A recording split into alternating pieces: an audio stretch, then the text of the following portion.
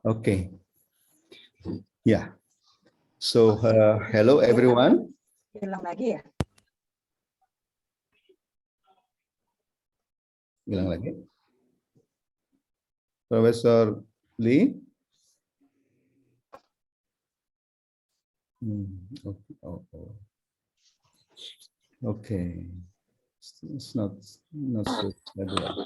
He's back now. Hello. Yeah. Okay. Hello, Professor. Oh, Yeah. finally. Okay. Great. Yeah. Yeah. So, can we start? Not, yeah. Okay. So, hello everyone. I am Edi Tribaskoro. Good afternoon, good evening, and also good morning to all of you from various time zones. Welcome again to our Kombinatorics today's series. We are very happy to see you again in the second year of this series. Firstly, I would like to extend our gratitude to the Dean of the Faculty of Mathematics and Natural Sciences ITB, Professor Wahyu Sri Kutomo, for the continuous support to this event. And in fact, Professor Wahyu always find time to be here and give a welcoming speech in this event. So thank you, Professor Wahyu. It's my pleasure. And our big welcome to today's speakers for this series, Professor Xueliang, one of the very productive and best combinatorists from Nankai University, China. He has done an amazing job in producing at least 72 PhD graduates, and will be more and more to come.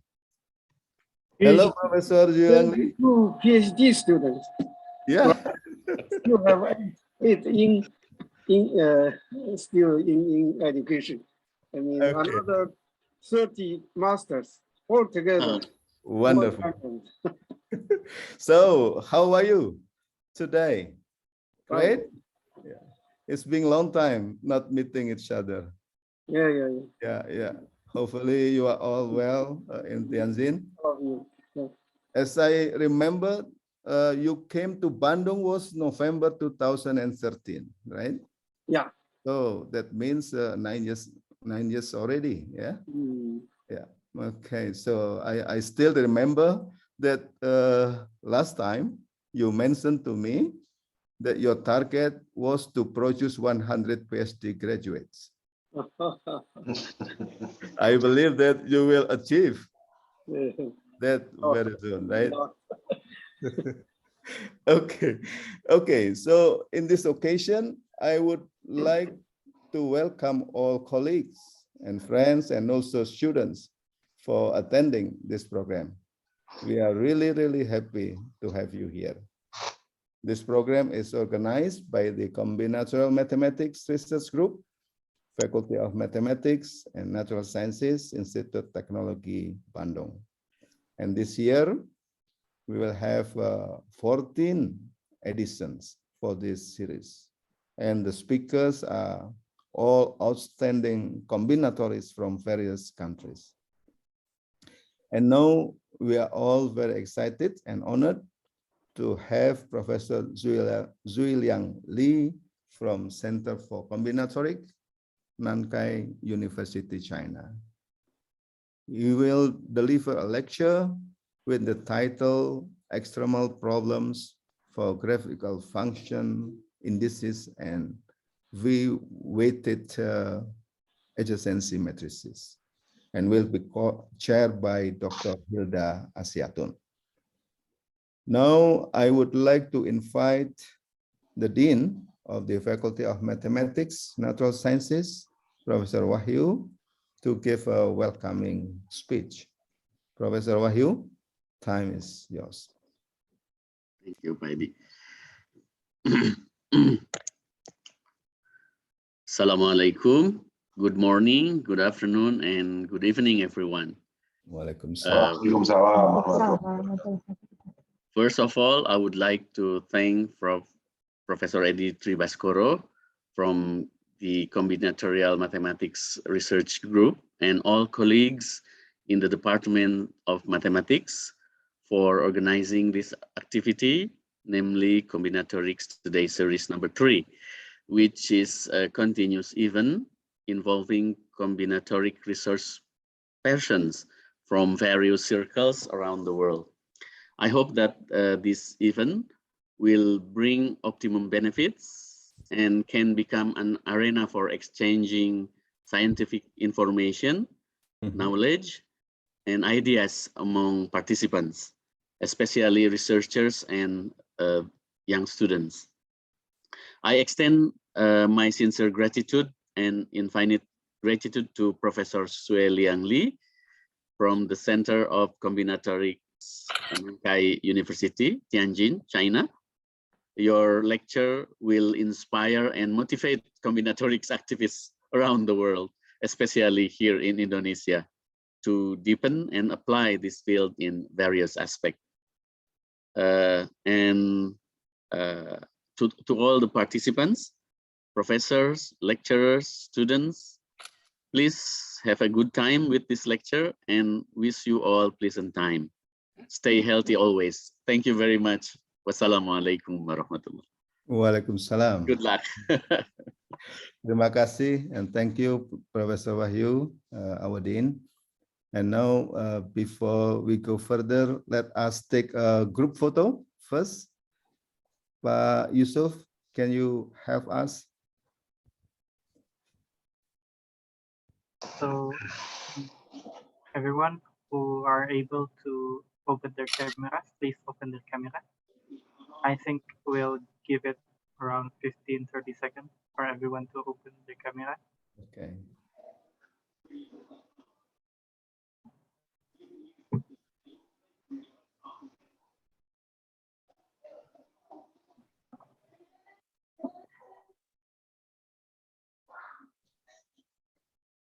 Okay, I think this is sufficient.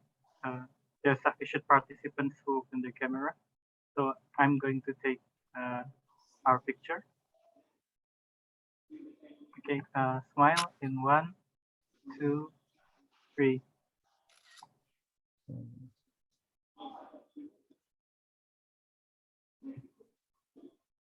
Yeah, okay. Thanks everyone. Okay, terima kasih Pak Yusuf. And now I'll ask Dr. Hilda to share this session. Yep. This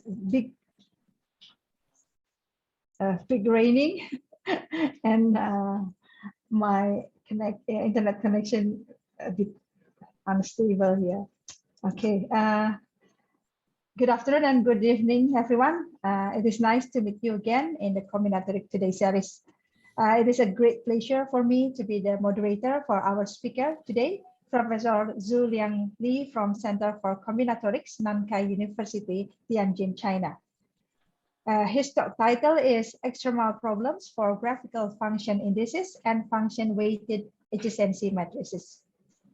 As usual, before we proceed, let me share with you the summary of Professor Li's curriculum vitae.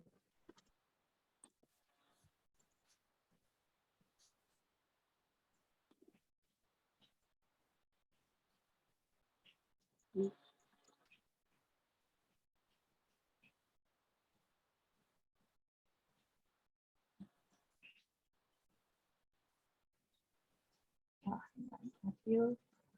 Yeah. Moment, please. Sorry, I have problem here.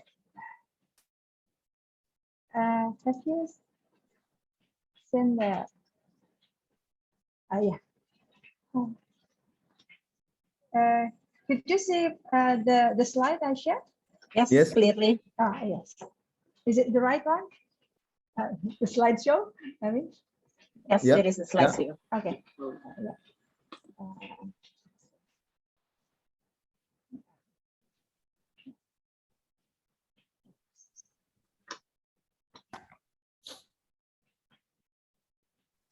Okay.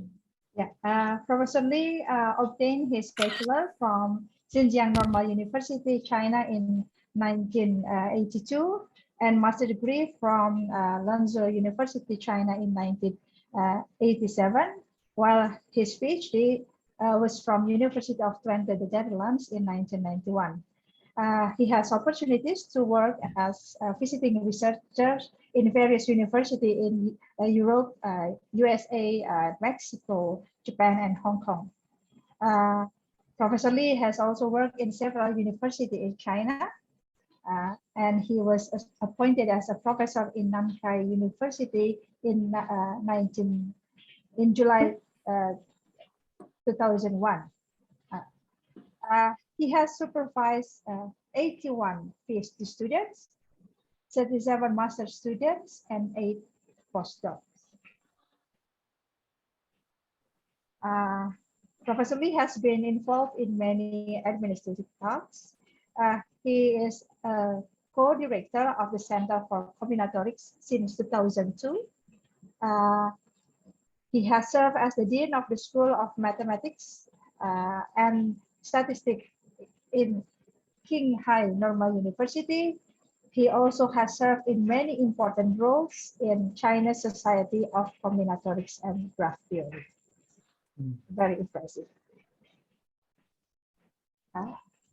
Professor Lee is a member of editorial boards of 16 journals. I write down some of them here. Discrete Applied Mathematics, Journal of Matematika, Chemistry, Graph and Combinatorics, and many more.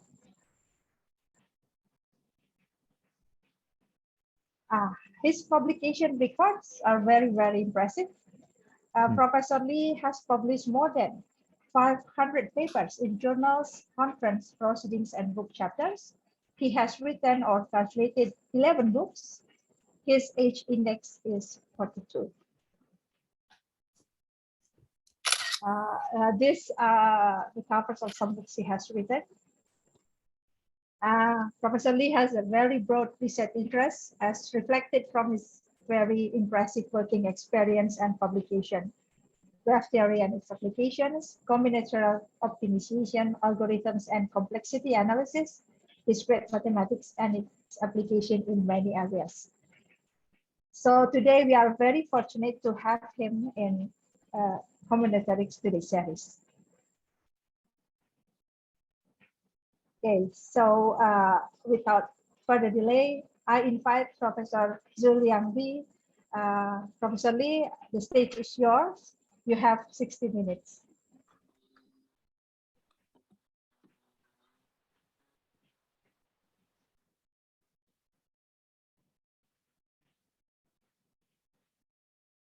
Professor Lee, are you still here? Yes, but problem. My connection has problem. I have to reconnect it. Okay.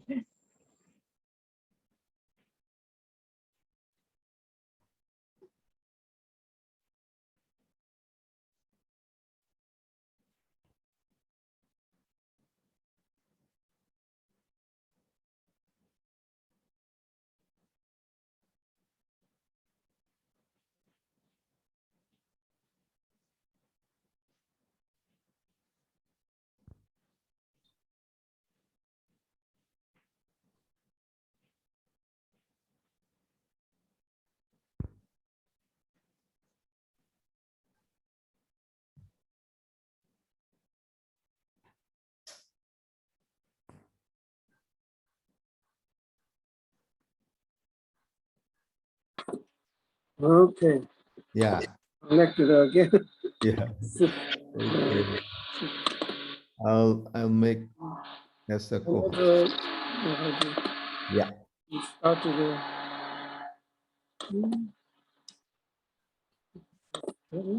I cannot see my vote here. Try again. Okay. I already make you as a co-host. So you can share screen. Professor Lee. Yes. Yeah. Try to share screen. Okay. Share Yeah. my screen. Yeah. But maybe some problem here. Let me see. Okay.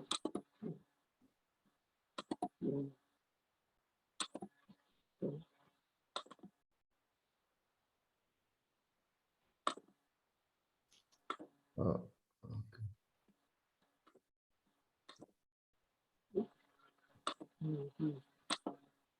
Yeah. Try again. Now. Again? Yeah. Yeah. Try again to share screen. Oh, here. Possible? Here it is. Oh, yeah, yeah. Yeah. Try again. Okay. Share screen. Here it is. Let's see it.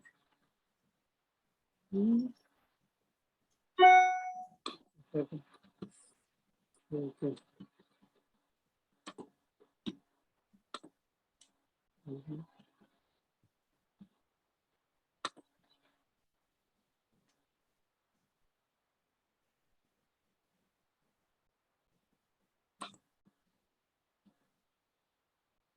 Let me reconnect again. Yes. Oh, Okay. okay. That's problem. Yeah, that's fine. Okay. Okay.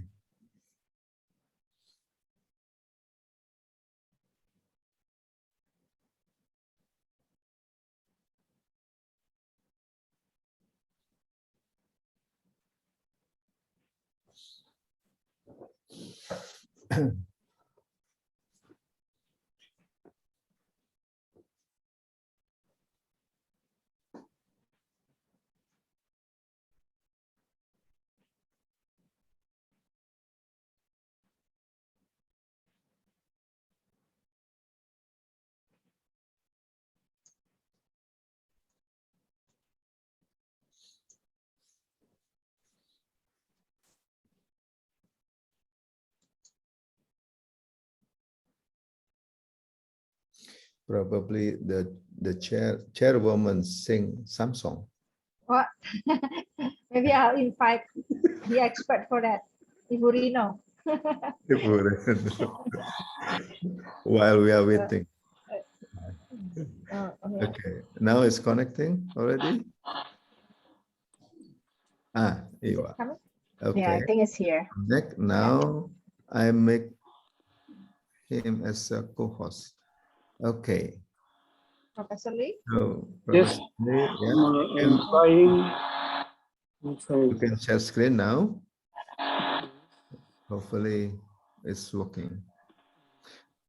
Professor Ian Thomasku, good morning there. How are you? Great. Thank you for coming.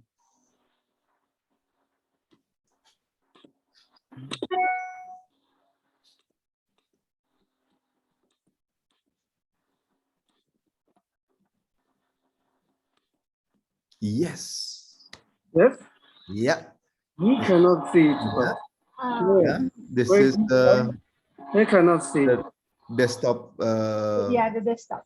This is Where? your desktop. Yeah. There, my Oh, that's problem. I cannot see it.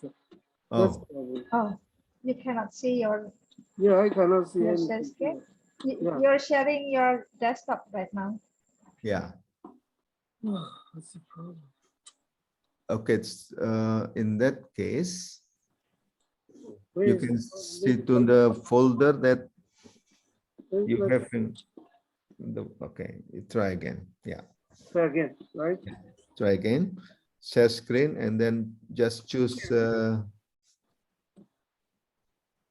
screen. Yeah. I think there is a option.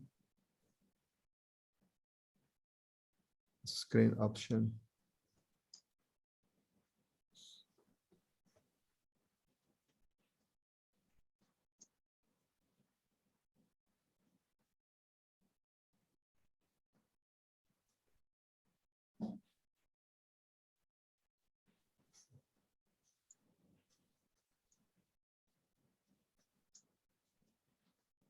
Loh. Oh, keluar lagi ya? Profesor Lee tadi. Oh iya. Nah, ini koneksinya tidak ini ya. Tidak stabil. Koneksinya tidak stabil ini. beliau. Yeah. Dari rumah soalnya.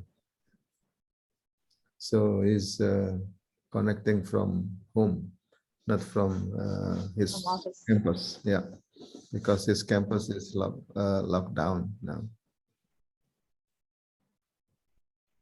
Okay, so sorry all colleagues. Yeah. We are waiting for this speaker.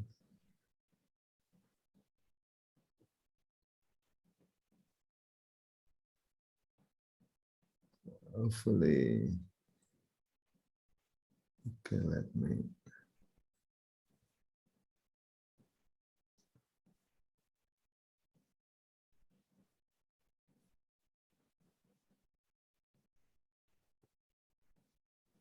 It's coming?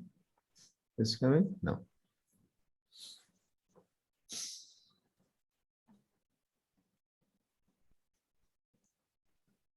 Connecting, I think. It's connecting. I think, okay. No, it sounds wrong. Now we can see you. This timing is okay. Just a moment. I make you as a co-host. Yes. Yeah. Okay. Now you can share screen. Yeah. Yes.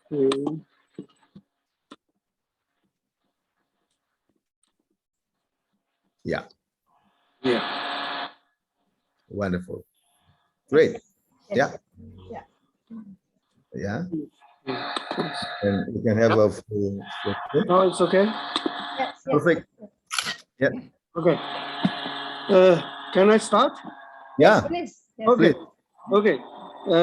First of all, thank you for coming here to listen my talk, and also I would like to thank Professor Eddie Basquero for his kind invitation, and also I would like to thank Dr.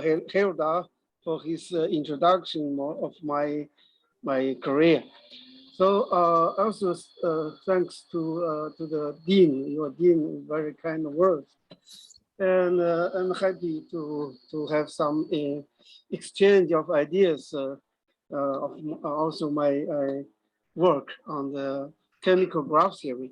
I think I don't know if somebody in your group is working on chemical graph theory, but my talk will be on chemical graph theory. My talk will be 5 parts, and main thing, the first 4 parts. First, I will introduce the some background on the graphical function indices. Then I will talk about some extremal results about these kind of function indices.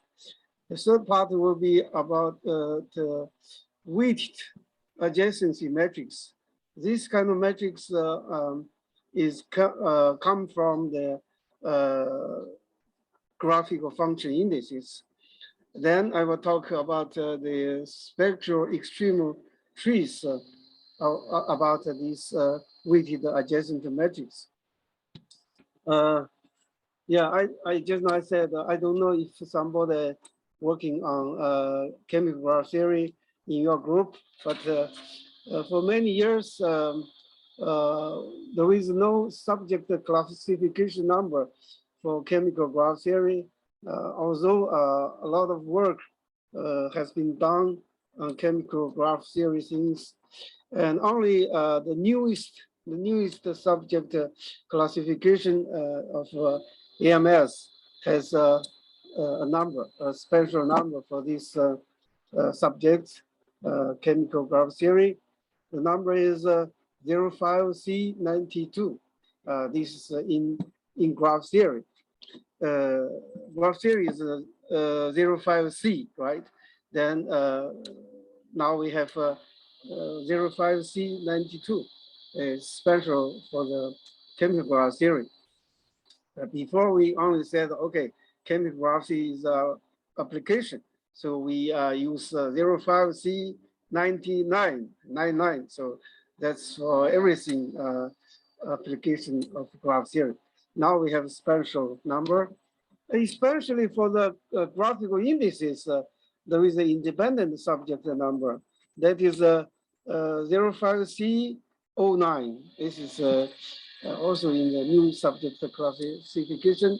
There is a special number for this subject. So that means these chemical things, especially graphical indices, are very popular and important now. So it's get recognized by the mathematical society. So in the AMS subject classification, we have these two numbers related to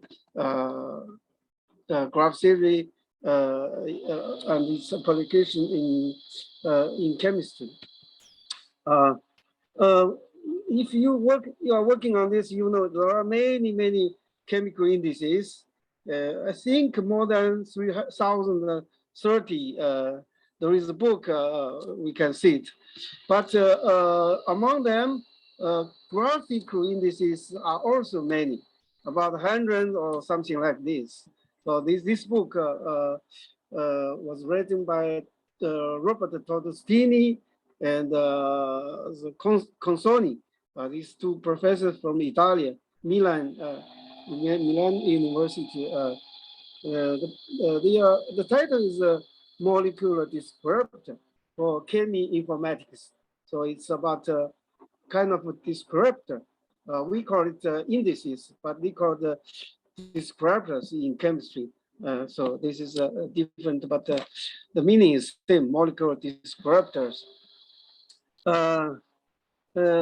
So all these indices have some applications in chemistry. You see, there are many, 3,300, or even graphical indices. You have something like 100 about them.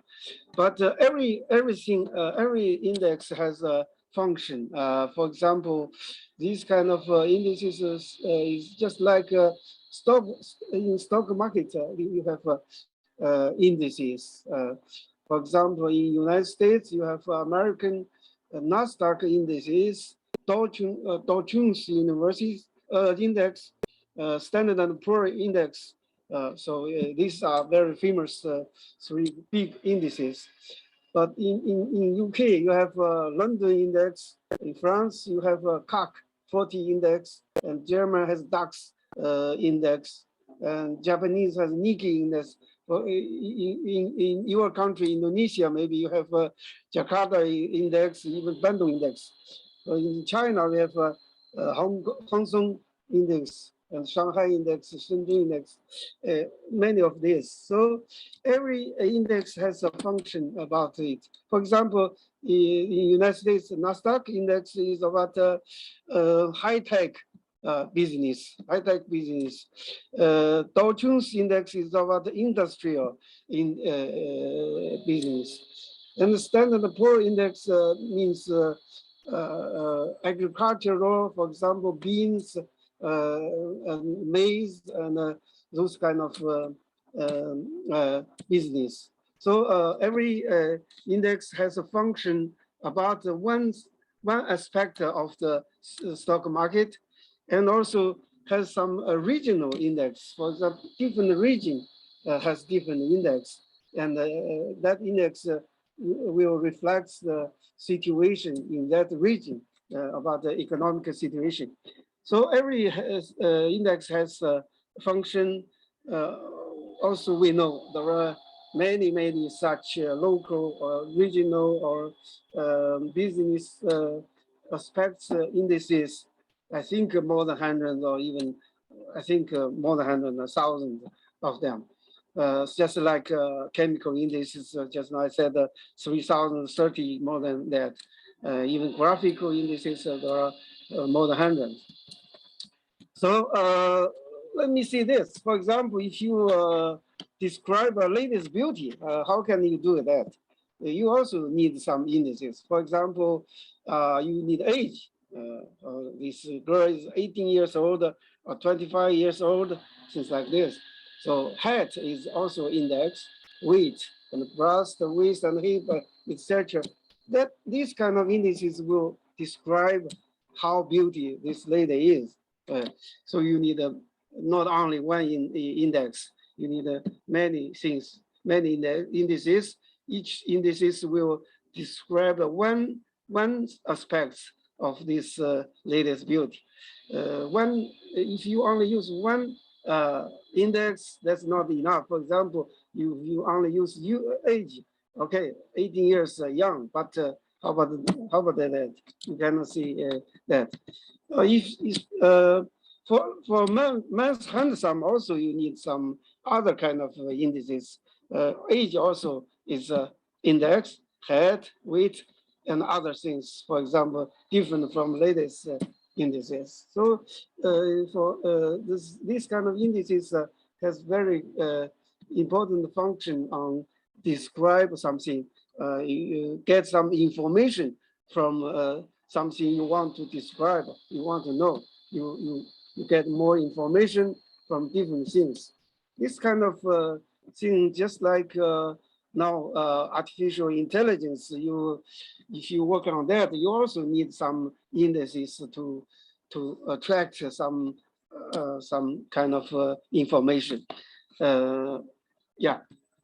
So in chemistry, the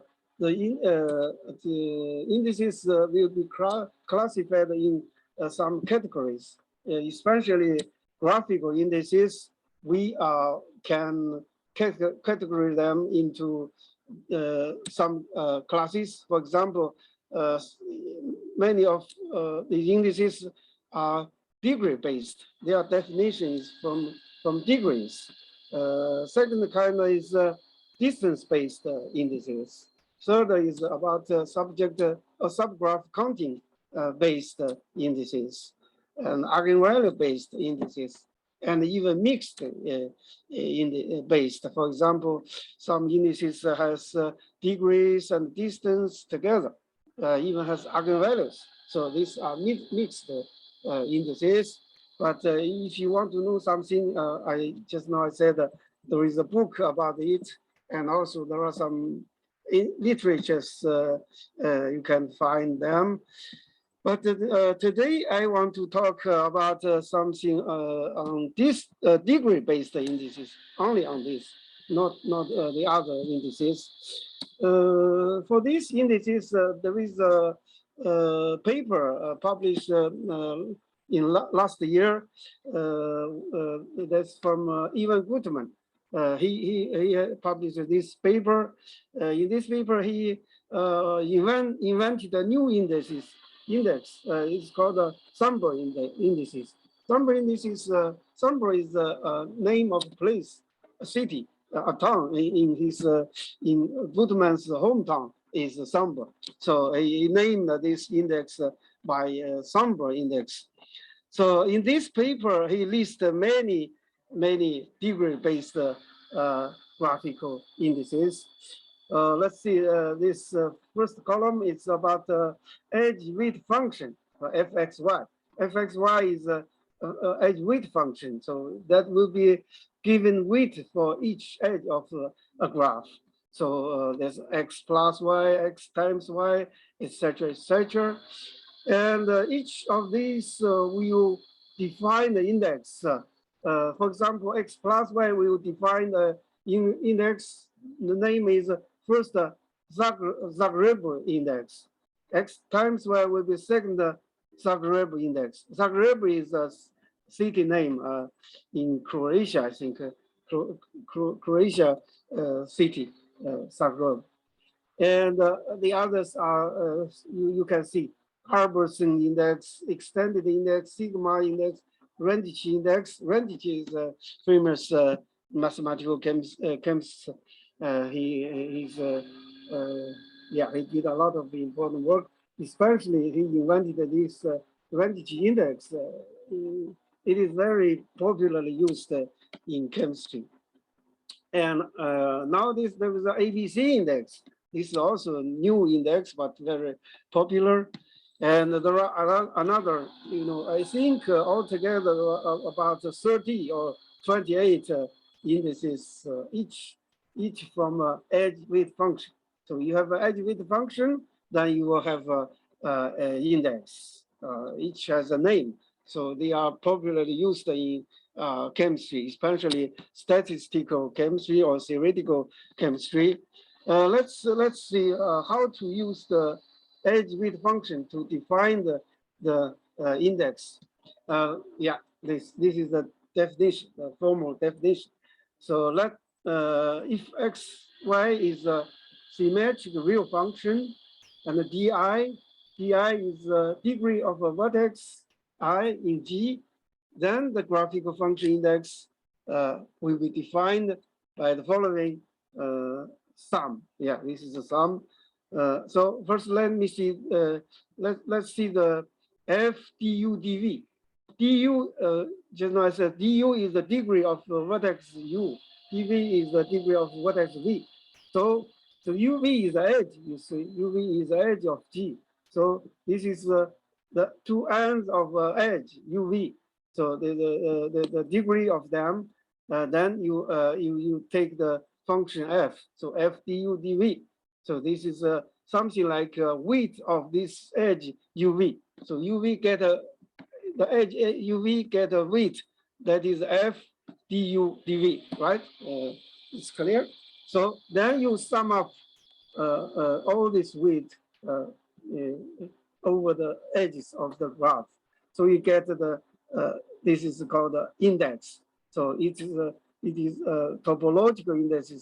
So when I write TIF, really it should be a GI. GI could be more exactly, but TI is because the first time they invented it, it is called a topological index. So TI from F, so sub F, TI sub F is this sum of this edge weight. You sum up all these edge weights and get the index. So different F, different function F will give different indices, right? Index. For example, just now I said that you have so many edge weight function. So you get so many indices. So different one, you see, if x plus 1, then the weight will be du plus dv, right? Then you sum up all this with edge weight, you get the first Zagreb index. Then if du times dv, then you sum up all this, you get a second Zagreb index, etc. You can see you get 28 or even 30 of them. So this is a definition. I think it's not difficult to understand. So this name was given by Ivan Gutman. So in his early paper, 2013, there is they published it in the journal Croatia Chemical Acta. So this is a chemistry index, chemistry journal. So the name is degree-based topological indices. You see, topological index. So they use name TI. So I just follow his name. So it's TI. Yeah, actually, this notion of index was first given by Croatia mathematical chemist. His name is Ukićević, Damir Ukićević, and his co-authors. In this paper, also a chemical paper, it's called Chemical Physical Letter, right? Chemical Physical Letter in the year 2011, so 2 years earlier than Gutman's paper. There they called it this name. It's called the bound incident degree indices. So it's given different name, more chemistry. You see, bound incident degree indices. So also about kata condensed fluoresceins. This is a kind of chemical compounds. So they studied these chemical compounds and about the bound incident degree indices. Actually, this bound incident degree indices is just the topological indices of Ivan Gutman's name. So this is the same thing. Okay, that's the history. For example, let's just now I already take some example. For example, this one. This is this is the Randić index. Randić index, you see, the edge width function is the square root of xy. 1 over the square root of xy. So then you substitute the degrees, you get this this Randić index. So this is the width of the edge. So d 1 over the square root of du dv is the width of the edge uv. So you sum up of all of them over the edges of graph G, then you get the Randić index. The second one is the ABC index. So you know the function is the square root of x plus 1 minus 2 over xy. So from this you get the ABC in the index. And the second Zagreb index is x times y. So you get du dv, du times dv. Then you sum up all these the width of the edges. So you get this. So you know, just now I said that there are 28 of these kind of edge width functions. You get 28 indices. So okay, just now I said that it's the edge width function. If you take the vertex width function, every vertex has a weight, so you get a function, a vertex width function fx. That's in one variable. Just now I have two variables of the function, so now you have one variable. So then because you only you consider the vertex, so this is the one variable. So we are given one variable real function fx, then the graphical function index hf. So hf is I don't know, but it's taken from another paper, so we just follow their notation. Otherwise, you cannot invent new things because people don't know what you talk about. So h sub f is also a index, but it is from the vertex width function. Vertex width function fx. So every vertex has a width. So the width is the degree, the function f of du. So d is the degree of vertex v. Then you take the function f. Then you sum up all these width of the vertices. So for all u belong to the vertex set, you sum of all this width of the vertex u. So you get this. So this is looks simple than the width edge width function. That one is two variables. This one is only one variable. So this actually this index was studied very early in the year 2002 by Linear and Rosenman. So they studied the extremal problems on degree sequences of graphs. So you see this is degree sequence, but with a function of f. So about the degrees of f of this function. So you know, early days, it is already studied, very popularly.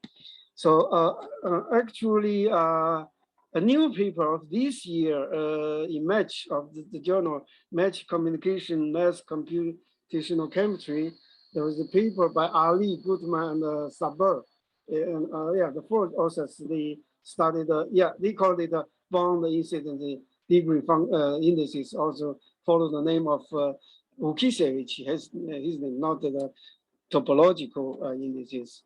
So these two papers studied this thing, but actually these two papers, especially the second one, the first one, and these another two papers, these studied these indices by concrete function. For example, f is the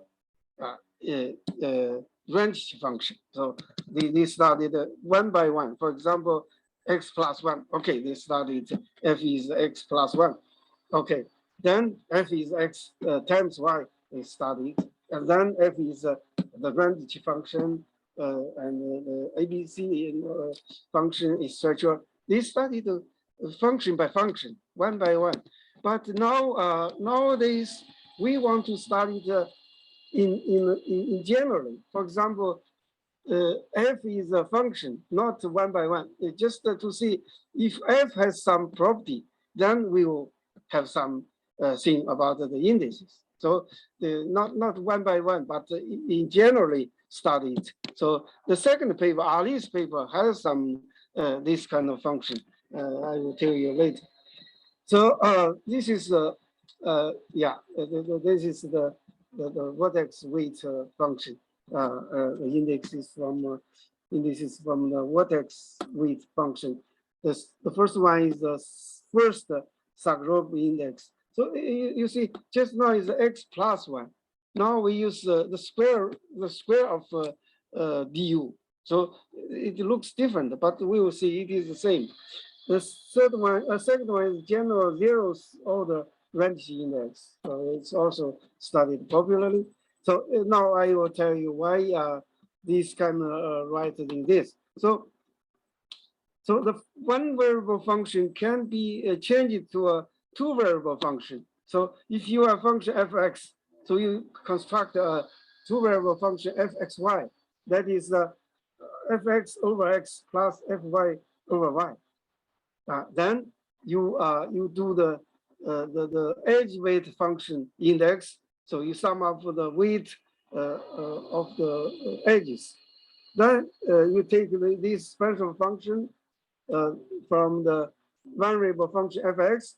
Then you get this kind of the vertex weight index. So in this way, a vertex weight function in the index can be changed to a edge weight function index.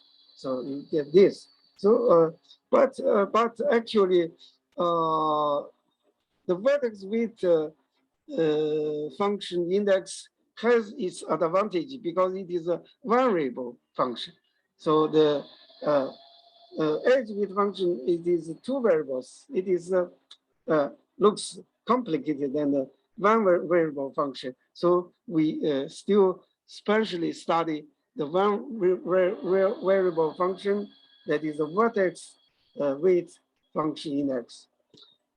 Okay, that's why we. So usually, for if you study the index, there are two main things. One is to compute them. So you are given a graph, how to compute the value of the index. That's one thing.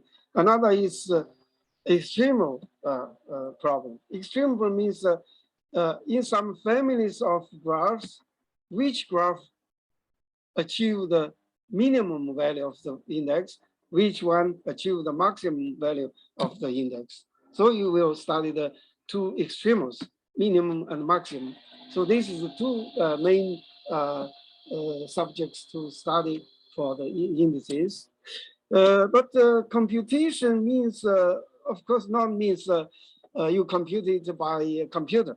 That means for some, especially for some specially constructed graph, the graph with special structure. For example, the cubic, the n-dimensional cubic cube, and some kind of hexagonal system, very specially geometrical form. Then you can give the exact explanation, exact expression for the value of the indices. So this is some kind of computation. Okay. Yeah. Now our today I want to talk something about the extremal problems only. Extreme problems, but we don't work this one function, the functions, the weight function, not one by one to study. I want to study it the function as a whole, as a general function. For example, this f has some nice functional property, then the extreme thing, which graph will have the maximum minimum value of the indices. For example, a function property could be monotonicity, convexity, and differentiability, etc., etc. You can think about it. If f has this property, then you get the extreme things. Of course, in some families of graphs, if you don't fix the family, you cannot say which is minimum, which is maximum. Okay, then actually there are already some work has been done on this. For example, just now I saw Professor Tomescu. Yeah, he's from Romania. He's a very famous mathematical chemist. He's a member of our Academy of Chemical Mathematics, right?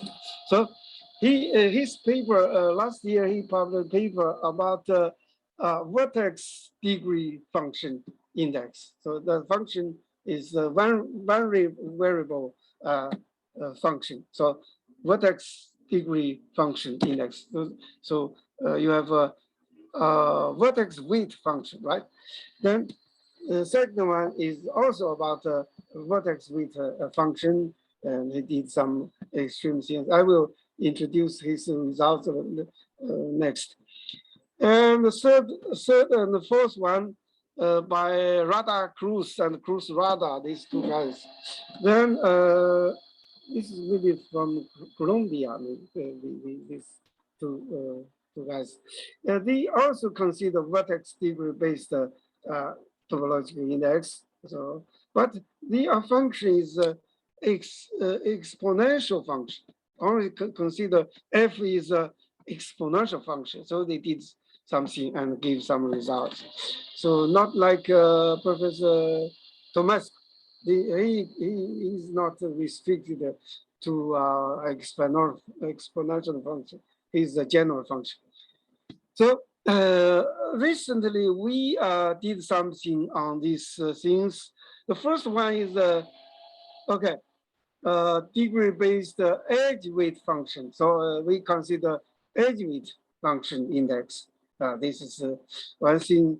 The second paper is also vertex degree function index. So we will make some progress from Professor Tomescu. We did something further. So these two, the first paper is I think I don't know, but we first one to think about edge weight function. So it's edge weight function index.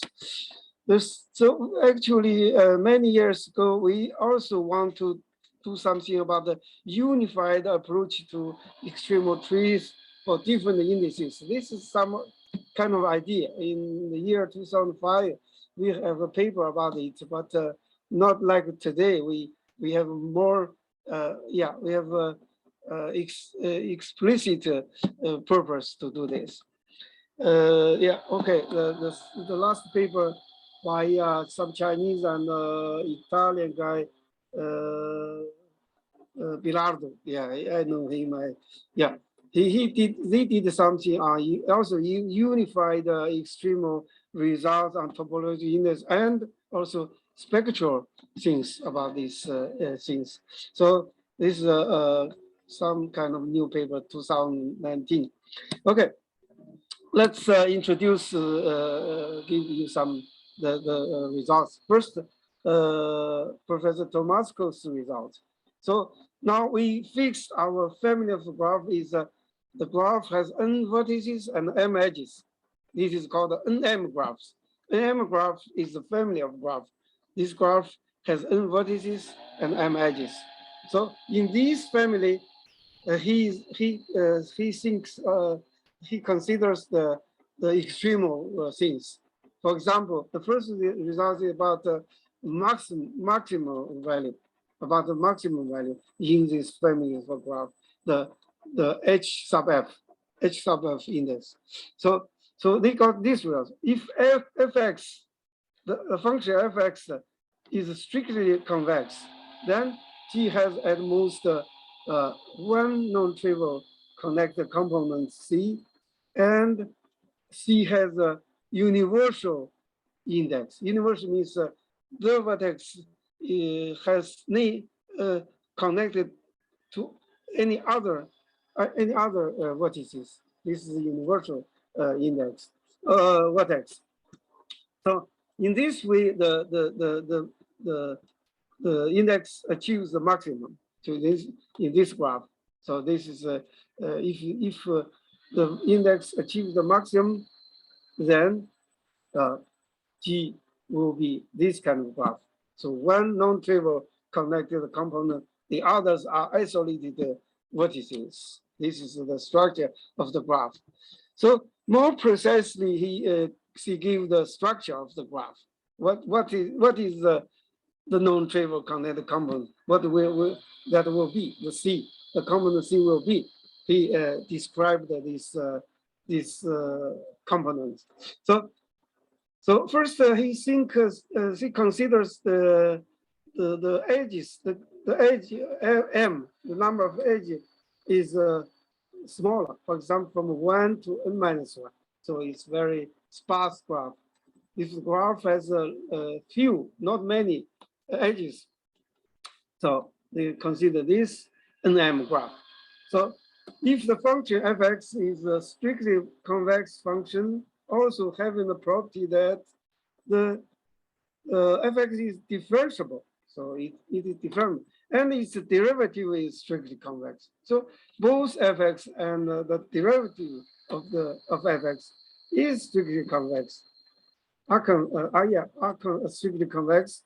Then the upper bound of the index f sub f will be this formula. So fm plus m f1 plus m minus 1 f0.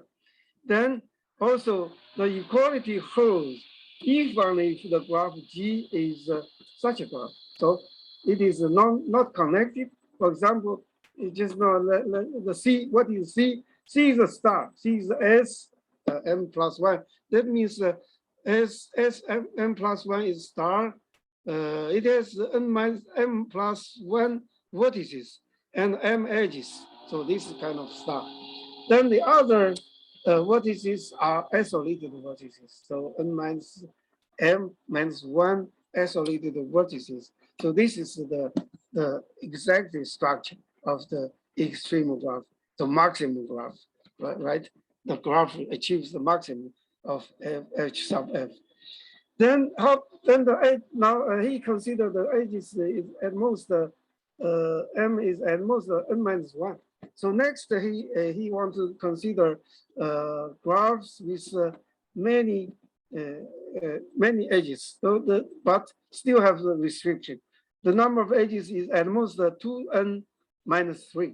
So in this way, under the same condition, so fx and the derivative of fx are strictly convex. Then G is NM connected graph. G is an NM connected graph, and it is G is an NM connected graph. Then the upper bound will be this long formula. I will not read it. I don't read it, but this is one. But the equality holds on if only if it is this graph. But this graph must be connected, right? Because I just know it is connected NM graph.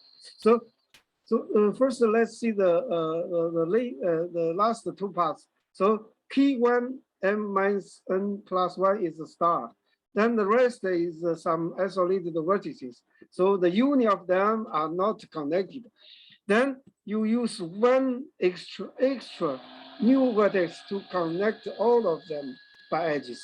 Then you get a connected graph. So this graph is the unique graph achieves the maximum value. It is connected and has the maximum value. So, but the problem is this restriction of the number of edges. You see 2n minus 3. So how about the other things? So m is m could be n choose 2, right? N choose 2 is the maximum. You can have that many. So from 2n minus 2 to n choose 2. How about the extreme graph, the maximum graph? The graph achieves the maximum value of the index f sub f. At this time, I mean, the paper published, I don't know the result. So when we have looked, we read their paper, we found the lower bound. They didn't get the lower bound, so we did it further to get the lower bound. So they only consider upper bound. So for the lower bound, actually Ali and Gutmann and his course so already has some results. So it's also will be at that time last year we did this. Also will be published this year. But they have this result. So if the number of edges is not very large, for example, at least n plus 1, at most 1.5 n is about 1.2, 3n over 2. So this is also not many edges.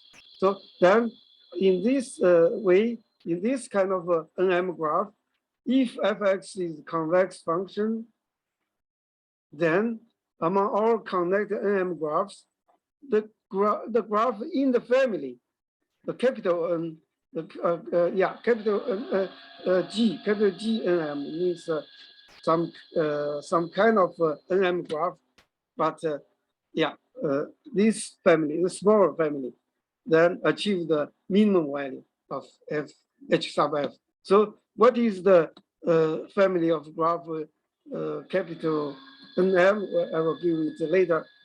Now this family is actually almost a regular graph, not only regular, not regular, not exactly regular. It's almost a regular graph. So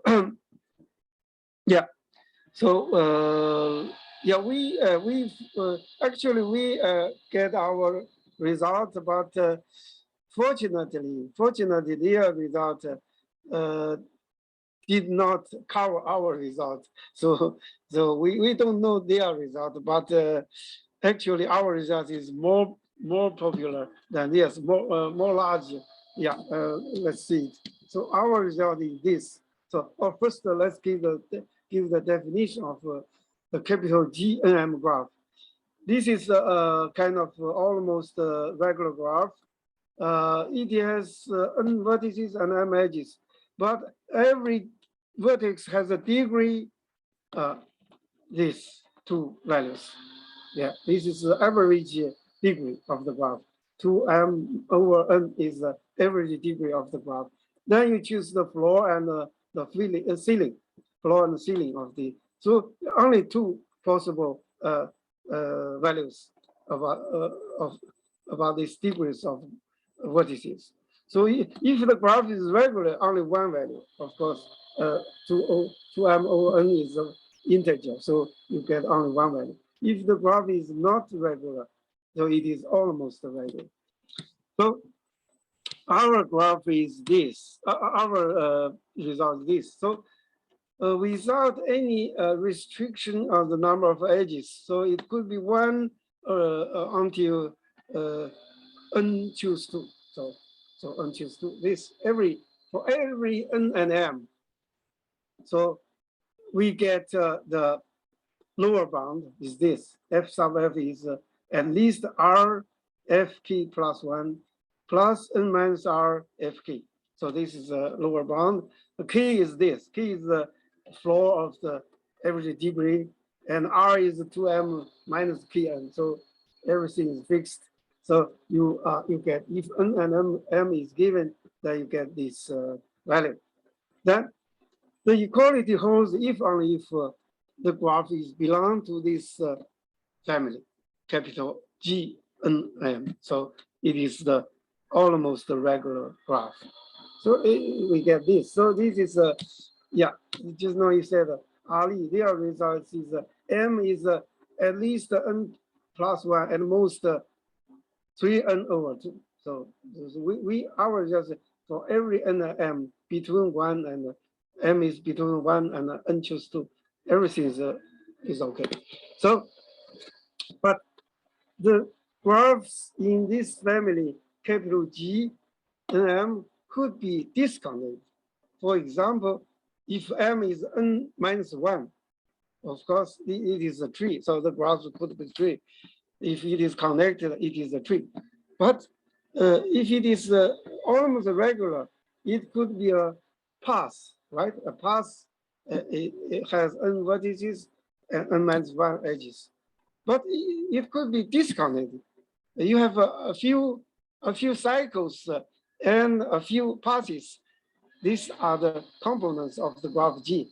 It is also almost regular, right? It is also the extreme graph, but it is not, they are not connected. So there are some graphs which are connected, some are disconnected. So in this family, you have two possibilities. Then, so for each NM, we can construct a connected graph in this capital G NM graph family. In this family, for each n and m, we can, of course, n is at least n minus 1.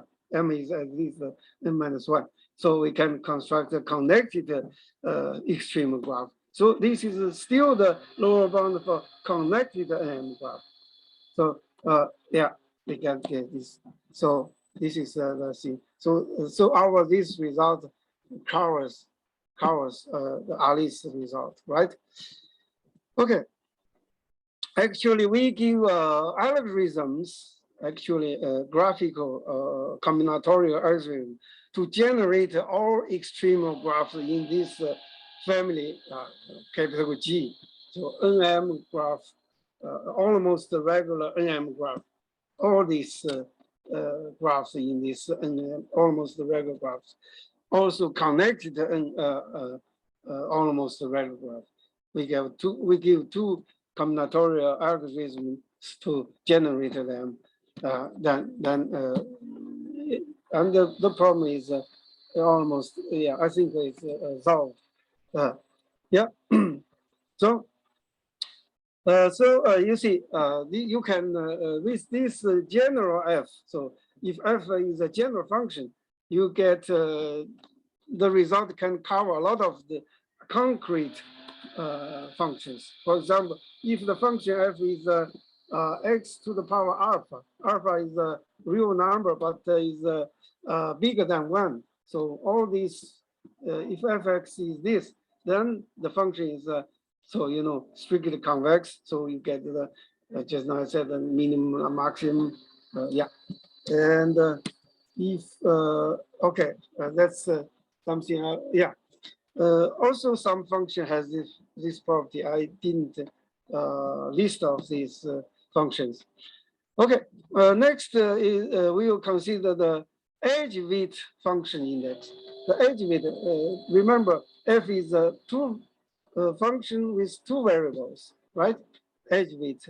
Then, yeah, here I said in some graph, families graph, if the graph achieves the minimum value, we call it the minimum graph. If it achieves the maximum value, we call it the maximum graph. So yeah, our first result is something like let me see, something like Tomasco's result. Yeah, let's first see the minimum. So we can see the lower bound first. So we get this. Yeah, for each n and m is between 1 and n choose 2. If fx is convex and partially differentiable with the the partial derivative is at least 0, then we have the lower bound, this. So m times f2m, then these other average degree, 2m over n, these are the average degree. But the problem is if 2m over n is an integer, okay, these are regular graphs. So regular graph will be the extremal, so minimum graph. But if 2m over n is not an integer, that's a problem. So you have to consider, how about if 2m over n is not an integer, you have to give the exactly extreme graph, the minimum graph. So next we will consider these things. So with some notation, new notations. So f sub 1 will be the graph, will be the function from the function fxy. So it is fx plus 1y minus fxy.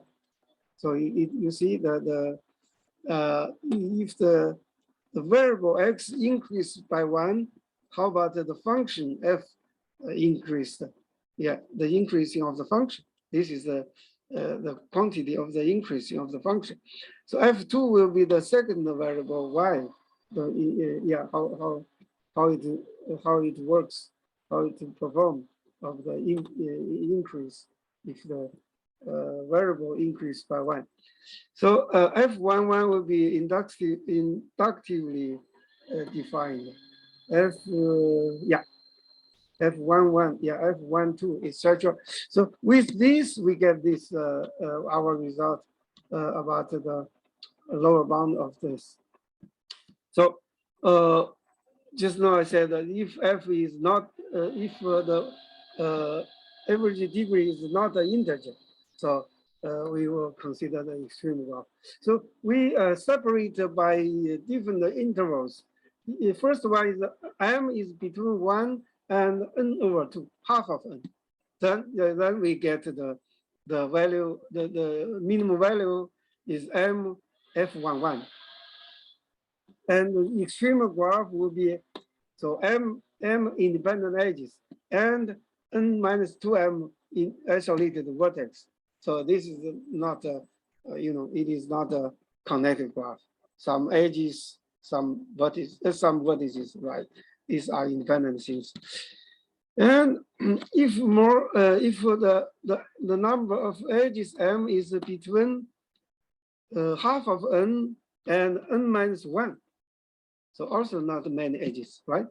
Then with more some other properties of the function, fx has f1 is positive, f11 is positive, f12 is non-negative, but it's at least 0, and f13 is at least bigger than f22. Yeah. Then every minimum graph will be almost a regular graph. Yeah, this is this, and not the other round since not every almost regular graph is a minimum graph. But if you have more things, if f11 plus f22 is 2 f12, then every almost regular graph is also minimum graph. So you have these, yeah, you have more conditions about this. Actually, you get something. But if number of edges is large, for example, larger than n minus 1, we don't know it. We don't know it. How to fix the minimum graph is a problem, still not solved. And now the upper bounds. The upper bounds thing is this. We have more property. For example, fx has property p. What is property p? That means if any, if anything like this, f x1 plus y1 is x2 plus y2, and the absolute value of x1 minus y2 is larger than the absolute value of x2 minus y2. Then you get f1, x1, y1 is larger than fx2y2. This is the property property P of the function. Then with this property P, we get the upper bound thing result. So you see, if the number of edges m is between 1 and n choose 2, right? Then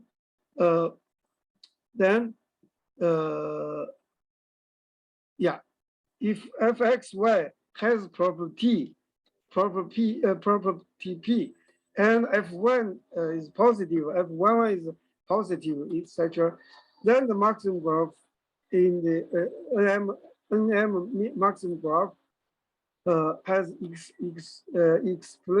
exactly one non-trivial components, and the others are isolated vertex. And the components is just now I said the same thing like Professor Tomascu said the component C. So with one universal vertex, this looks the same structure. But you see that now the function has more other properties because it is a function of two variables. Okay, we will fix the exact structure of the graph one by one. For example, if the number of edges is between 1 and n minus 1, we get the extreme graph is this, the same as his graph. Tomascu's one part is star, and the other things are isolated vertex. The union of this achieve the maximum value. And if the number of edges m is between n minus 1 and 2n minus 3, the same, you see the same bound like his bound. So the upper bound is 2n minus 3. Then gamma is something like this. Then we consider connected NM graph. Then if fx1 has property P and has some other extra conditions, then we get the upper bounds and the unique maximum graph. The same thing, the same kind of graph. One star and some isolated vertex, then with one extra vertex to connect all these vertices. So you get this extreme graph. This is a unique one. So also the same kind of thing, like this. The upper bound, for the edge number. The edge number is upper bounded by 2n minus 3. So for the other number, for example, 2n minus 2 to n choose 2, we don't know. Also, we don't know this. You see, the condition are really very complicated. How to solve this is still a problem. Okay, so with these results, we can cover some concrete function. For example, if the function is a forgotten index, the function is x squared plus y squared. So you get the index. Then yeah, this is the function x squared plus y squared. But yeah, this function has the property of we said many things. Then you get the maximum and minimum graph. And another is the Sample index defined by Gutmann last year. Also, this function is has nice property, has property P and some other properties. So you have get the extreme graphs. So in this way, you see, you need not to study the function f one by one concrete f by one concrete f. You just consider the function as a whole function. Just consider the functional property of f. What kind of property f has? If f has some nice property that you deal with this problem in one set. You know this. Hello? Yeah. Okay, so for many other yeah, this general Randić index also you can have. Iya Pak. Hello. Baik, Pak. Dan akan diuji oleh Pak Bos, Pak Jo, dan Pak Onal. Kepada Pak Bos, silakan kesempatan pertama. Terima kasih Pak B. Subrinya. Ya Pak. Kedua. Pak Edi, could you please? Hello. I can mute because I'm not host. Hello. Can I continue? Yes, please. Okay. Yeah, last part is about the function weighted adjacent matrix. I can do it quickly. For example, if you are given a graph, you will have a adjacent matrix. It is a 0, 1 matrix. Everybody knows this. And the eigenvalues of this matrix are all real numbers, right? Then now I will consider some kind of weighted adjacent matrix. But the weight function, weight is not, for example, arbitrary weight. If you consider arbitrary weight, then you have the arbitrary symmetric matrix. So it's, I mean, it will have nothing with the indices. So our weighted matrix will have relation with degree-based chemical indices, like this. So we have a function, yeah, fxy. Then just now I said di is the degree of what xi. Then the f weighted adjacent matrix E sub f will be defined like this. So the edge elements. So in the matrix, the edge element will be this. Will be the weight of the edge edge.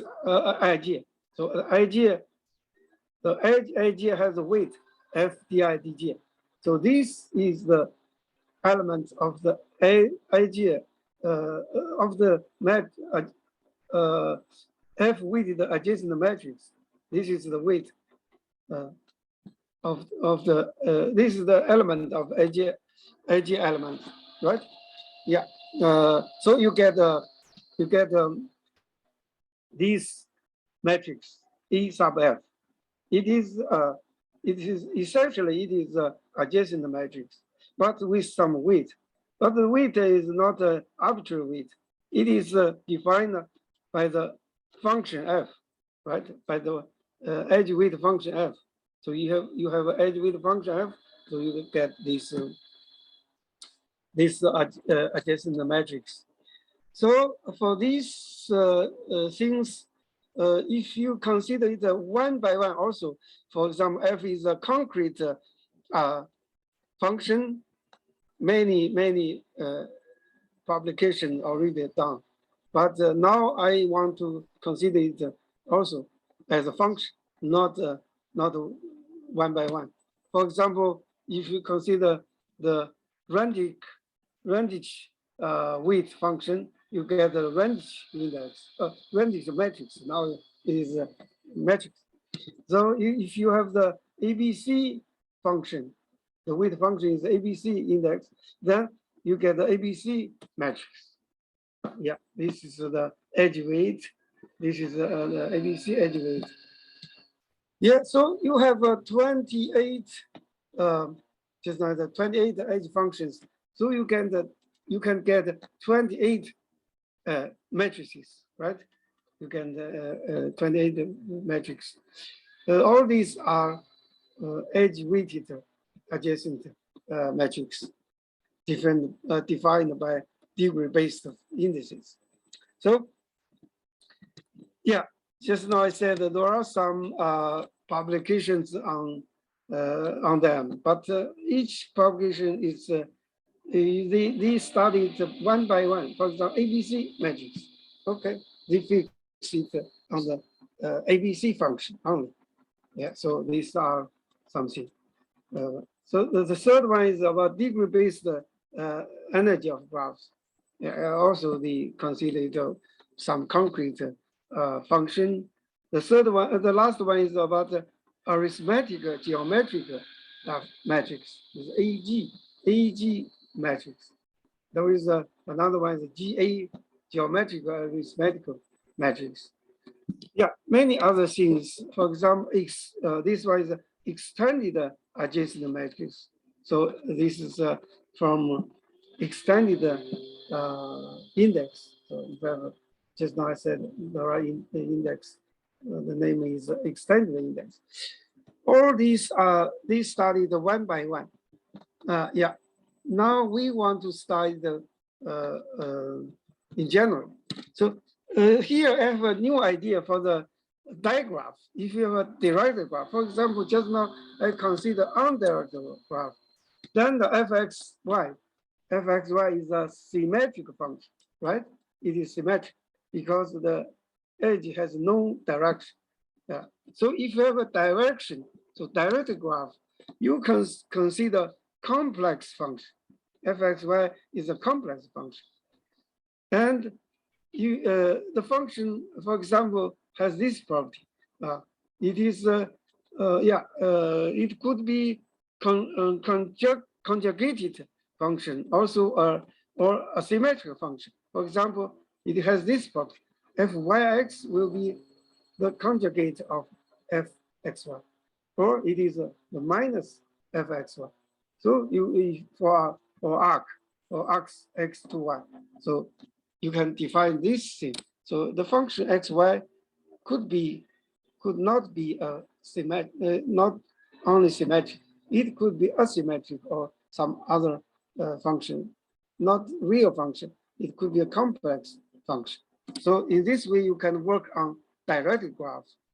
We already know something about the Hermitian matrix, Hermitian adjacent matrix, a skew adjacent matrix, things like this for oriented graph. We already have some publication on this. So in this, we also can has large, can consider large family of functions, not only symmetric functions. Okay, let's go quickly. For example, there are some about the spectral radius of graphs. So for trees, you see, if it is purely a 0-1 adjacent matrix, it is 0-1 adjacent matrix, then you have this among the trees of order n, the paths achieve the minimum spectral radius, and the star Sn achieve the maximum. So they are the only things. So if and only P and Sn. So this is a popular result. Then for the Randić weight, if the Randić matrix, for the Randić matrix, then the spectral radius is always 1 for any non-empty graph. So if the graph has at least one edge, so the radius will be 1. So no matter connected or not connected, so the graph will have a radius 1. So no difference. So if the graph has if we consider ABC index, so if ABC matrix, this from the ABC index of course, then again the extreme graphs are Pn and Sn. So you see, the extreme graph, I mean for the spectral radius will change by different function f. So for example, just like I said, the extended index. So the extended matrix come from the extended index. So this is the function of the extended index. So x over y plus y over x divided by 2. So then for the extended matrix, the spectral radius have the maximum and minimum. The extremal graphs are still Pn and Sn. So they are the same thing. Yeah, for I don't know for the other indices, if the matrix is defined by other index, how is the spectral radius, the extreme things. But let's see these things. Most of them are Pn and Sn, the extreme graphs. So there must be some common properties in it. So you have to consider if f has some functional property, maybe all of these are Pn and Sn. You need not to prove it one by one. Maybe you can prove it in one side. So this is our purpose. So our result is this. So we also consider the extremal. First, let's think about the largest spectral radius. So if the function fxy is a positive real function and it is increasing and convex in variable x, then among all trees of order n, the largest spectral radius of the adjacent matrix will be star or a double star. So now there is a new thing. The double star could be the extreme graph. So just now we said that we only have a star or nothing. So now we can have a double star if fxy has this property. But which star or double star, which one can have the maximum? That's a problem we haven't resolved. Sometimes it is star, sometimes it is double star. Even for double star, we don't know what value of d can have the maximum value. This is also a problem. Okay, for the minimum spectral radius, okay, we consider it this. So if the function has a form of polynomial, it is a polynomial of xy or the square root of polynomial. And the polynomial is this polynomial has only non-negative coefficients and has a zero constant term. So you see, with this kind of thing, then among all trees of order n, the smallest spectral radius of its adjacent matrix will be uniquely the path Pn. So of course the number of vertices will be at least 9 for the small order of graphs trees. Maybe some different thing will happen. So we get these two results for general f, not a concrete f, for example, Randić or ABC or some other things. If f has this functional property, we will get the star or double star or the Pn. So this is our thing. I skip the proof, but I will show you this. For the double star, you see the double star, the spectral radius for a double star is this long formula. This number is the spectral radius. So in this, we don't know d, what the value of d can achieve the maximum value. That's one thing. And for the star, this is the spectral radius. So very simple. It's f1 n minus 1, the square root minus 1. But you see, this spectral radius for the double star, which one is bigger? It is also a problem. We cannot fix it. For example, if xy has a property, it can separate into two things. So it can separate into gx plus gy in this way. Then also g is the increase in convex. Then the star will be the unique graph with minimum spectral radius. Sorry, with maximum spectral radius. So not double star is not possible if fxy is gx plus 1 in this kind of thing, formula. Then we get the unique star. So, but star or double star, we don't know. So we use MATLAB to calculate it for some function. We cannot find the regularity, no regularity. Yeah. So that's all I think. Because the connection of the web is not very good. So, okay, I skip the proof. Yeah, this is a paper we published. The first one is about the spectral radius. The last three are about the energy of graph. The energy is the sum of the absolute values of the eigenvalues. So each eigenvalue, you take the absolute value, then you sum up all these n eigenvalues, then you get the energy.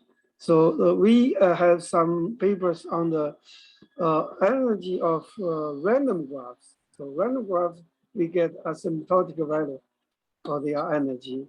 And of course, the function is the degree based. The first one is the second one is the degree distance based, the mixed. And the last paper about the Laplacian type energy, also degree distance based energy. Yeah, this is all we have. Okay, sorry for this. I know that the connection is not very good. Thank you very much. Okay, thank you so much, Professor Lee. Thank you so much for a very stimulating and wonderful talk. Before we continue with the question and answer session, we'll have a short break. Pak Edi, would you please? Okay. Yes. How many minutes break? Just short. We will present. We present for you. Huh? We present some song. Song, okay, song. Yeah. Okay. Okay, let me share my screen. Share this. Yeah, that's fine. Okay. So we are going to present you some song.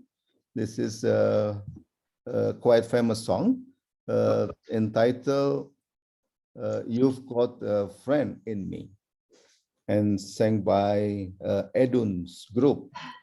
And one of the singer is Rinovia. Okay. Rinovia will sing this song. Okay. Yeah. Let me. Okay. Yes. No. Yeah, Indonesia. I know some kind of instrument.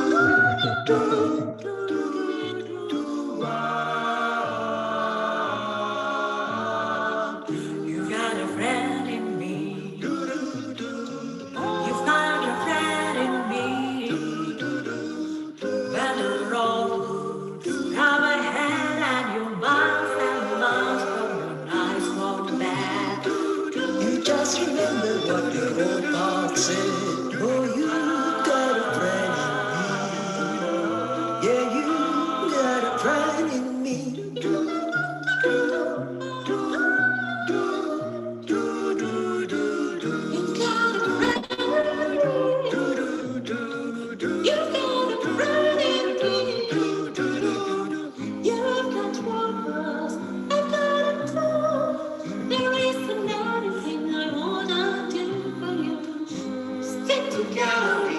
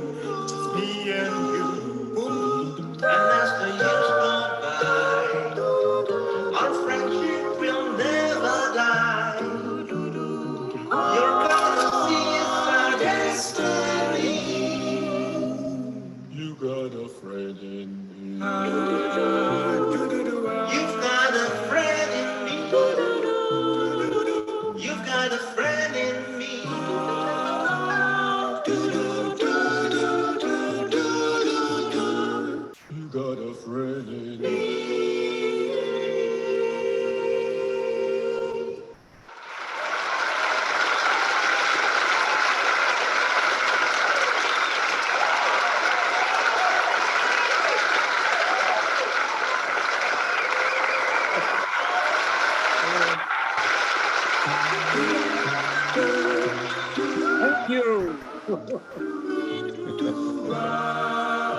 You know.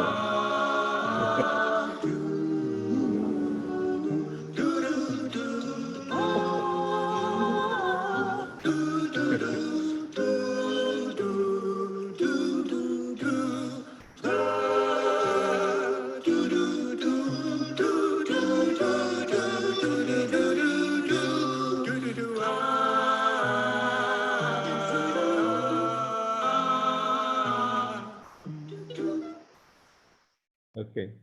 Okay. It's not a friend. Yeah, in Indonesia, I have some kind of bamboo instrument. Oh, Oh, okay. yeah. Angklung. Very, Angklung. very nice. Yeah, you very, still remember. very amusement. Okay, okay. That kind of, yeah. Okay. Okay. Thank you, Pak Edi. Yeah, Thank you. back to you. Yeah. Okay. Now we are entering the QA session. Is there any questions or comments for Professor Lee? Okay. Bu Hilda, may I? Yes, please.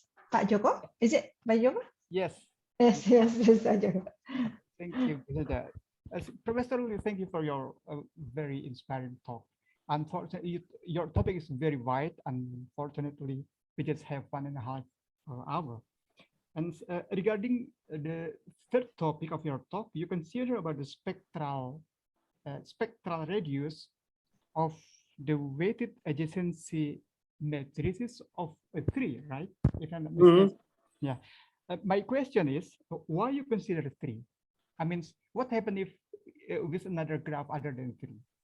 Yeah, good question. So 3 is easy to do, you know. 3 is easy to graph.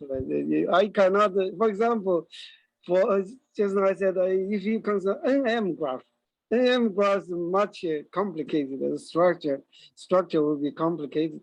So in that way, we cannot get anything. That's the problem. 3 is easy to deal with. That's why I use it. Yes. Yeah. So you can consider more complex, complicated graphs. It's just you know, this is just the starting work. So yeah. So it means that there are too many open problems. Too many. Just open new arrow, new subject. Yeah. Okay. Okay. Thank you. Okay, thank you, Pak Joko. Thank you, Professor Lee. Anyone? Is there any other comment or question? Bisa. Bruno. Yes, yes, Bu Rido. Would you like to sing again, Bu Rido? No, thank you. The question. Thank you. Okay. Thank you. Thank you, Professor Lee, for a very inspiring talk. So my question is, can you give a short description or maybe just illustration of the tools that you use to prove the bounds, the tools you use? The tools. Yeah. For example, for the first part about the extremal problem on the indices, on the function indices, I use some functional property. For example, the convex property. Then the function, you know, from the property of convexity, you can estimate, you can evaluate how large the value will be. So in that way, so you just take this functional property. Then the problem is you get the bounds. After you get the bound, you have to construct the graph to achieve this bound. This is from graph theory only. Sometimes we use algorithms. We also use some computer to get some idea. First, to use computer to find this kind of graph. Then you find some rules there. You found some rules. Then you guess what structure that will be. Then you can prove it finally. Yeah. And for the last part about the spectral radius,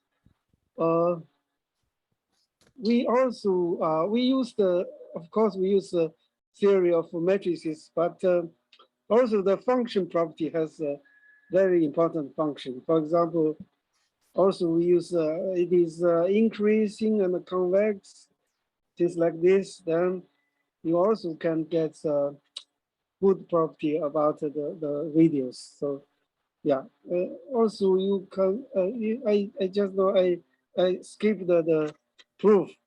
So we first consider so if for a tree a tree with n vertices, the structure will be very different.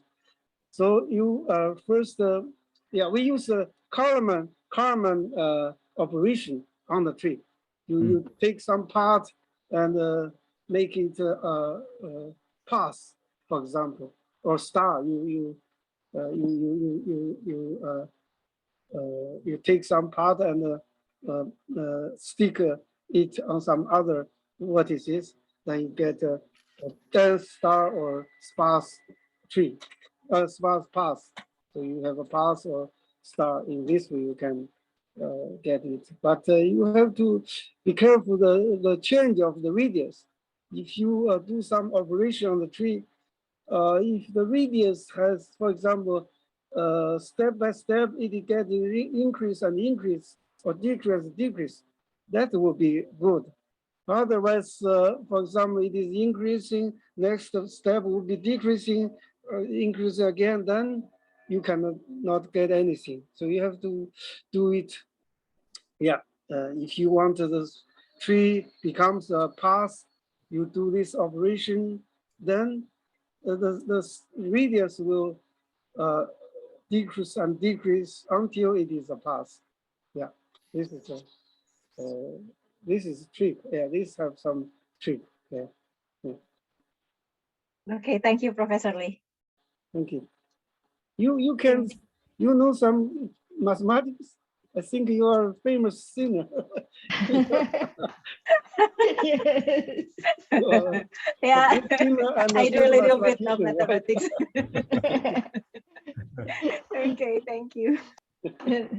Thank you, Burino. Thank you, Professor Lee. Yes, he's very famous, very famous singer. Very famous Next time I go to singer, Indonesia, mathematician. then I will invite you to performances song. Okay. Okay, is there any other question? Can I have one? Yes, please, Vaidi. Yeah, Professor Lee, thanks for your nice and interesting talk. You mentioned that there are more than 38 indices, right? And you explain. It's degree-based, only degree-based indices. For Okay, example, okay. distance-based and More than that. target value-based, there are more than hundreds, I think. Okay, okay. And you explain about a very nice unified method to study these indices. Yeah? And my question is, can we use some of the indices to recognize some chemical molecule, to characterize? Is it possible to use this kind of indices to characterize chemical molecules, some chemical molecule? This is the first question. And then second one, is there any relation between these indices, one to another? And the third one, is there any some index which dominates the others? Just now my connection has a problem. Can you repeat the first question? Okay, first question. can we use some of the indices to recognize or characterize some chemical molecule? This is the first one. I think, And the second one, is there any relation I between? think he's freezing again. Freezing. Professor Lee, are you still here? Yeah. Okay. Disco. He's back. Okay. Hello? Hello. Yeah, problem. Yeah, Connection. yeah. Problem. Sorry. Yeah.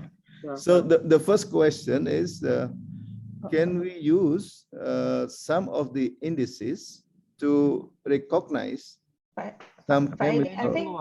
I think, yeah, Keluar lagi? yeah. Oh, okay. Wah, ini hujan berat ini di sana kalau begitu.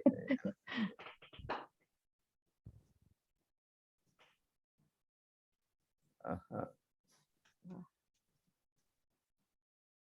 Oh. Oke. Tapi untung tadi pas ngomong nggak ini ya, lancar tadi.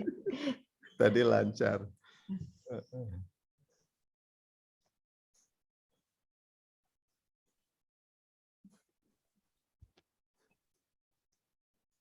Is it coming back? Coming? Coming Yeah, back? it's Is it already? back now. Oh, hang on. It's back now. Yeah. No? I don't know. Still not. I haven't seen. Not yet. Not yet. Not yet. Not yet. Yeah. Okay. Sorry. Yeah, today's connection is not quite good. Yeah. Okay.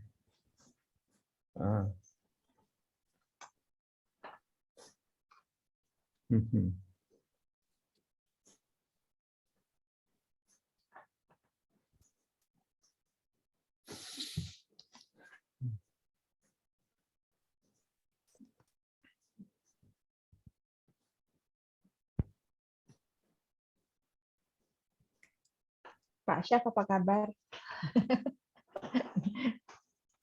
Oh iya, Pak Safri. Pak Safrizal.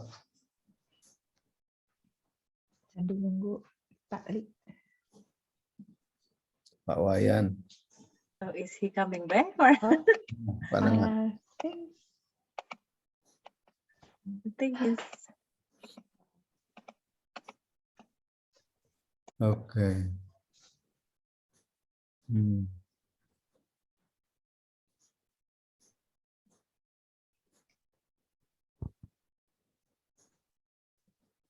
Can you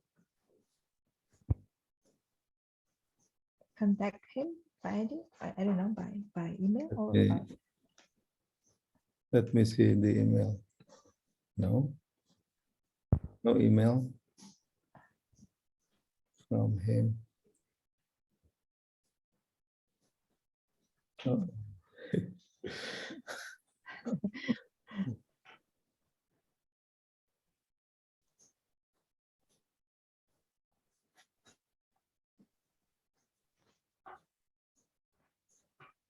Atau ditawarkan ada pertanyaan lain dari audiens barangkali.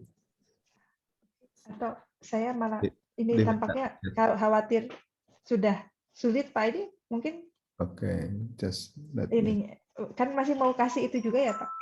Iya, betul. Saya malah maunya di Pak Edi yang terakhir saja karena khawatir dengan koneksinya terlalu. Betul. Oke.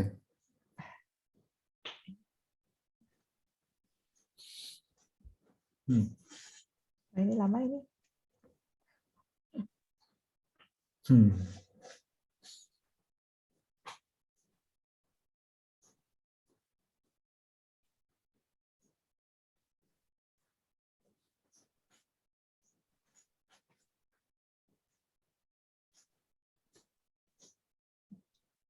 Kita tunggu 5 menit lagi aja ya. Oke. Soalnya sudah jam 4 ini. Oke. Iya. Kita tunggu another 5 minutes. And then if not connected, then we can just close the program. Yeah. Yeah.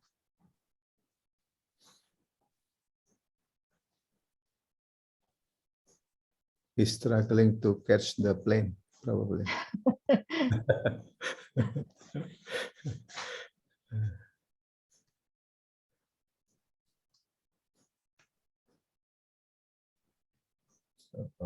Ini harusnya Bu Rino another song ini. Yeah. So please, Bu Rino, you can have your stage now on the second song. We're still here. Hang on. Atau pertanyaannya Pak Edi ganti dengan nyanyian Pak Edi. Pak Nengah. Highway aja ya Pak Nengah. Gimana Bu Hilda? Iya ini. Iya. Ini kayaknya yang terburuk ya connectionnya dari Betul. pengalaman selama ini. Ini sudah masuk. Coming back. Oke. Professor Still connecting. still connecting.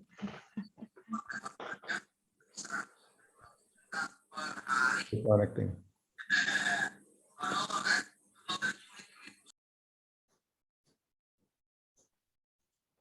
Professor Lee. Sorry. Not yet, I think. Still not connected. Oh, yeah, not yet.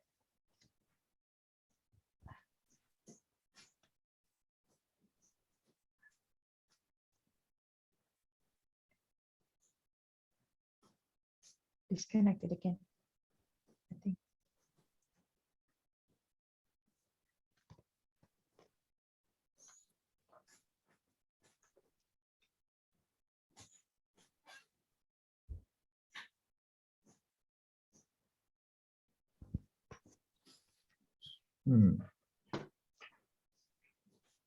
But I think he's trying his best.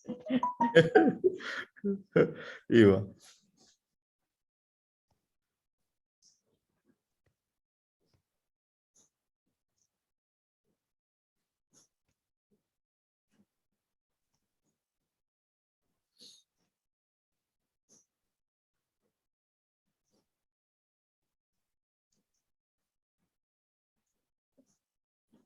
Maybe I will take this opportunity to invite all of you to participate in our coming conference, ICGT's 5th, that will be conducted next month. The conference is very special to celebrate our mentor, Professor Edith Baskor, 57 plus 1 birthday. So maybe yes, thank you, Burino. Burino already posted the information about the conference in the chat. So for yeah, we would like to invite all of you to participate in this conference, the very special one.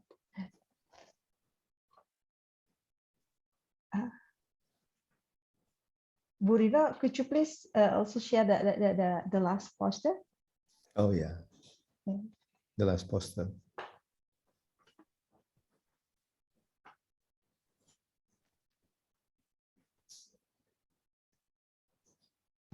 Oh, Burino bisa nge-share nggak? Oh. Mana dia? Ya. Bisa Yusuf yang share, saya nggak bisa ya. Saya. Udah. Oh, Prita already. Is it? Okay, Prita already shared.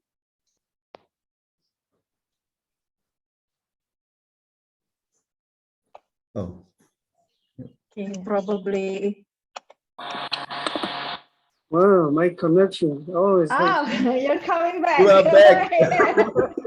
Yeah.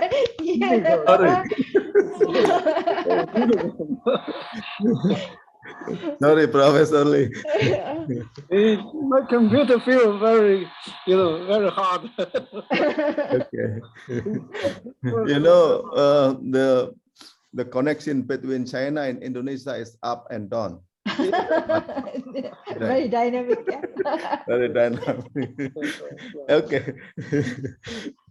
Okay. Would you like Pak Edi to repeat the question? Yeah, repeat it. Yes. Pak Edi. Okay. The first one is, can we use some of the indices to recognize or characterize some chemical molecule? Yeah, Yeah. there are many things to character. You mean what character means? You find all this. For example, the minimum value and the maximum value. We characterize it. For just now we did. Yeah. Sometimes the second smallest, the third smallest.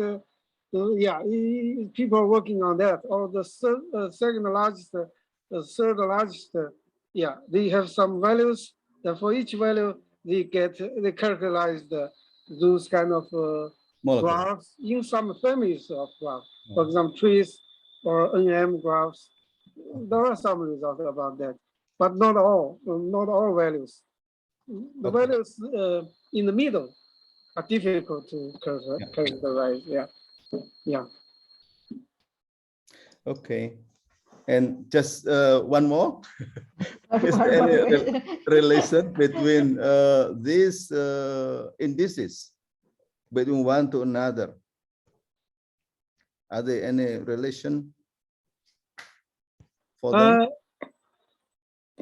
Yes. Chemically or graph theoretically? Yes, but I mean, there should be some relation. You see, some are, for example, x squared plus y squared. This one is called the forgotten index. Another one is the square root of x squared plus y squared. This is called the Sumber index. These two functions looks similar, right? So there should be some relations. For example, they are extremal graphs. The extremal graph for them could be the same, I think. Okay. Yeah. Okay. Okay. Yeah. And thank you. There are paper on the. I saw a paper. They studied the statistical relations between these indices. Yeah. Okay. Okay. Thanks a lot. Yeah. Okay. Okay. Thank you, Pak Edi. Okay, I think we will end this question and answer sessions. Once again, we thank Professor Xueliang Li for sharing with us his current research, which is very motivating, despite all the technical problems we experienced today. Okay, now I hand over the program to Professor Baskoro. Okay, so thanks again to Professor Xueliang Li for wonderful and inspiring talk. And now we would like to present you some certificates for this event to you, and also some souvenir from us. Okay, let me share the certificate. Let me see.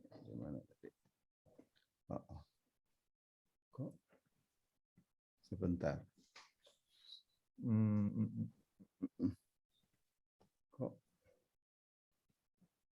Just a moment. Oh, here you are. Here you are. This is the certificate. Sorry. So, Professor Lee, this is the certificate for you. And then this is the drawing from our students. Yeah, it's a self photograph of you. I think he's having problem again. Having problem again. Freeze. Okay, so in that case, So we should end this program because it's already due the time. So thank you again to all of you. Professor Ian, thanks a lot.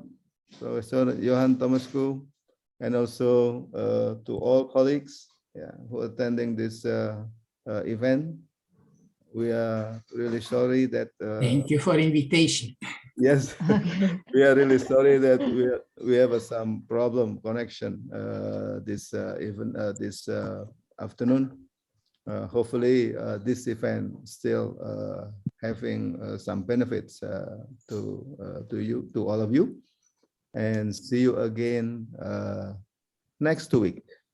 We have another combinatoric to this series will be given by Professor Hoa, from the Singapore. Oh, Professor Lee is coming. Professor Lee, Bye-bye. you haven't seen the certificate. I will show you the certificate and also. Please send it to me. Send it to me. Sure.